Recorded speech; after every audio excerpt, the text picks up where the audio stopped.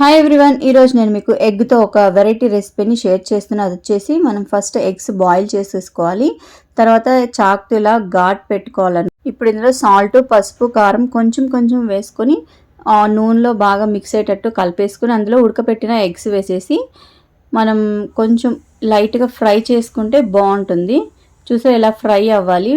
Fry అయిన తర్వాత అవి తీసి పక్కన పెట్టేసుకొని అదే నూనెలో కొంచెం జీలకర్ర వేసుకోవాలి. ఒక 2 లవంగా, ఒక చెక్క వేసుకొని కొంచెం ఫ్రై చేసుకున్న తర్వాత 2-3 ఉల్లిపాయలు మీడియం సైజు కట్ చేసినవి ఇలా బాగా ఫ్రై చేసుకోవాలి, వేయించుకోవాలి. ఉల్లిపాయలు పచ్చిదనం అనేది పోవాలన్నమాట.